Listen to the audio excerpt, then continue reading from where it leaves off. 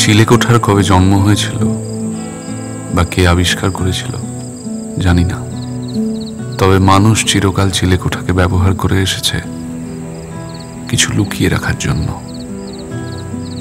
যা কিছু পুরনো, যা কিছু গোপন, তাকে আগলে রাখার জন্য।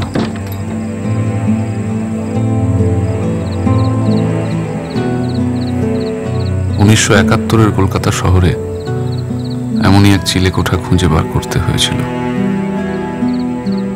যেখানে আলো এসে পৌঁছয় না।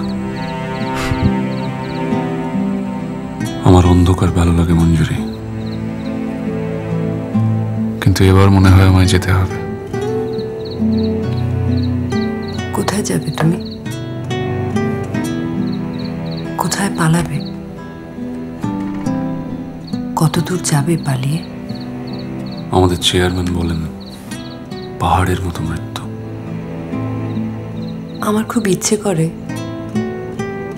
ভরা জোছনায় খোলা আকাশের নিচে শুয়ে অন্ধকারে তারা গুনতে। আমায় ঘিরে ধরবে জোনাকি, কিছুক্ষণ পর গুলিয়ে যাবে। কোনটা তারা আর কোনটা জোনাকি।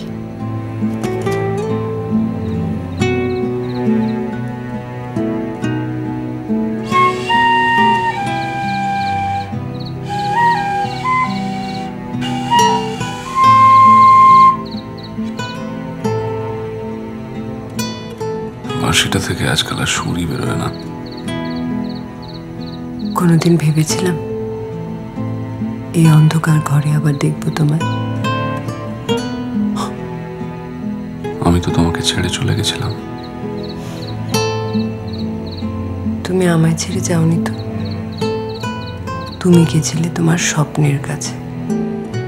তোমার স্বপ্নের থেকে যদি আমার দূরত্ব এতটা হয়, সেটা কি তোমার দোষ? তুমি এখনো মনে রেখেছো আমায়? মনে রেখে দিয়েছি,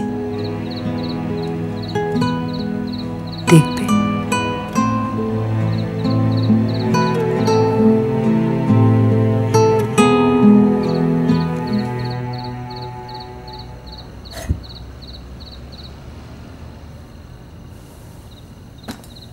তোমার জন্য কিছু পোশাক আর